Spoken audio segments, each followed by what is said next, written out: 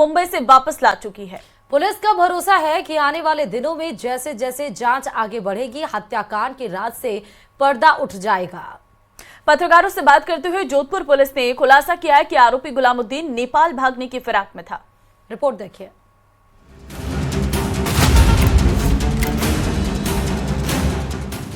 अनीता हत्याकांड में अब खुलेंगे कई राज।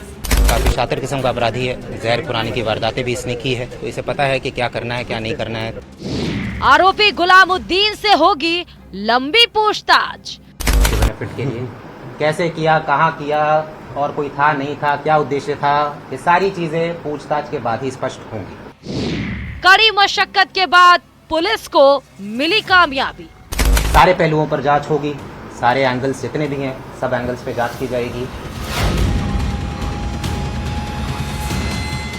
जोधपुर पुलिस की कड़ी मेहनत आखिरकार रंग लाई और आखिरकार 8 दिन बाद ही सही मुंबई के सेंट्रल रेलवे स्टेशन से गुलामुद्दीन को गिरफ्तार कर लिया गया। गिरफ्तारी के बाद पुलिस उसे जोधपुर लेकर पहुंची, जहां डीसीपी राजश्री वर्मा ने कई चौंकाने वाले खुलासे किए। राजश्री वर्मा की माने तो गुलामुद्दीन नेपाल भागने की फिराक में था। ये बहुत ही शातिर किस्म का अपराधी है। ये यहाँ से पहले गुजरात गया, वहाँ से फिर महाराष्ट्र गया। निरंतर हमारी टीम इसके पीछे लगी हुई थी। अब इससे पूछताछ किया जाएगा और किस तरीके से घटना हुई, क्या हुआ, ये सारी चीज़ों का खुलासा अगले कुछ दिनों में। मुंबई सेंट्रल जो रेलवे स्टेशन है वहाँ से हमने इसे डिस्टर्ब किया है। जैसा मैंने बताया कि ये काफ़ी शातिर किस्म का अपराधी है, बिल्कुल अपना फ़ोन भी नहीं इस्तेमाल कर रहा था और अगर कभी कुछ इस्तेमाल हुआ तो भी हॉटस्पॉट का इस्तेमाल कर रहा था। 30 अक्टूबर को अनीता का शव मिलने के बाद ही गुलामुद्दीन फरार था। हालांकि पुलिस ने उसकी पत्नी आबिदा को पहले ही गिरफ्तार कर लिया था, लेकिन मुख्य आरोपी को पकड़ना पुलिस के लिए बड़ी चुनौती थी। गुलामुद्दीन जानता था कि अगर वो मोबाइल फोन का इस्तेमाल करेगा तो पकड़ा जाएगा। एक जगह ठहरना भी उसने मुनासिब नहीं समझा। पुलिस की माने तो हत्या की वारदात के बाद वो पहले गुजरात गया, उसके बाद महाराष्ट्र पहुंचा, लेकिन रात और दिन एक करने वाली जोधपुर पुलिस की 20 जवानों की टीम ने उसे आखिरकार खोज ही लिया। करीब मेरे ख्याल से 400 से 500 सीडीआर हमने विश्लेषण किया होगा। सीसीटीवी इसका मैंने ऑलरेडी बोला कि अहमदाबाद, महाराष्ट्र, क्योंकि देखिए हम इसे ट्रेस कर रहे थे। अब ट्रेस करने का क्या तरीका होता है, मोबाइल ये इस्तेमाल कर नहीं रहा था, बहुत शातिर था, तो एक एक सीसीटीवी देखते थे फिर आगे बढ़ते थे। हमारी जो टीम है वहाँ पर जितने भी होटल्स है, धर्मशाला है, जहाँ भी रुक सकता था हर दिन वहाँ दबिश देते थे, टैक्सी वालों से बात करते थे, बस स्टैंड, रेलवे स्टेशन में जाकर बात करते थे। पुलिस की माने तो गुलामुद्दीन आपराधिक प्रवृत्ति का शख्स है, जिसका नाम जहर खुरानी गिरोह से भी जुड़ा है।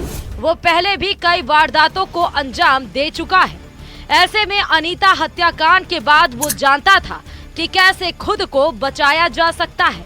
अब सवाल ये है कि जब वो इतना शातिर था तो पुलिस ने उसे साउथ मुंबई से कैसे पकड़ा।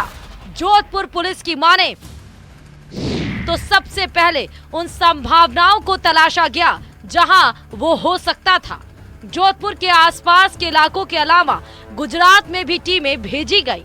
गुलामुद्दीन फोन का इस्तेमाल नहीं कर रहा था। ऐसे में पुलिस ने कई टेक्निकल टूल का इस्तेमाल किया। 500 से ज्यादा सीसीटीवी कैमरे खंगाले गए, 500 से ज्यादा सीडीआर का विश्लेषण किया गया, बस स्टैंड और टैक्सी स्टैंड पर पूछताछ की गई और आखिर में पुलिस गुलामुद्दीन तक पहुंच गई, जहां मुंबई के सेंट्रल रेलवे स्टेशन से उसकी गिरफ्तारी हुई। पुलिस को उसके पास से जो सामान मिला उसको देखते हुए ऐसा अंदेशा जताया जा रहा है कि वो नेपाल भागने की फिराक में था। पूरी टीम ने पूरी शिद्दत के साथ, टीम के एक एक मेंबर ने, एक एक अधिकारी ने पूरी शिद्दत के साथ काम किया। जितनी भी सर्चिंग हो सकती थी, जो भी इसका एक एरिया, ज्योग्राफिकल एरिया कवर हो रहा था, पर्टिकुलर उस एरिया में हमने टीमें बना दी थी और जहां भी इसका मूवमेंट था हम नजर रखे हुए थे और अंतोगत्वा जिस भी पॉइंट पर ये स्टेब्लिश हुआ, स्टेबल हुआ, तुरंत हमने दबिश दी और इसको दस्तयाब कर लिया।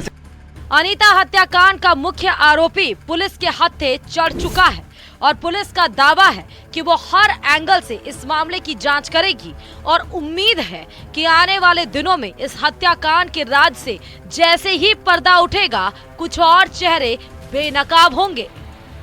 कहीं ना कहीं ये पुलिस की बड़ी कामयाबी है।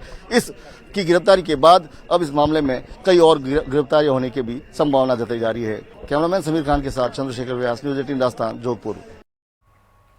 और वहीं जोधपुर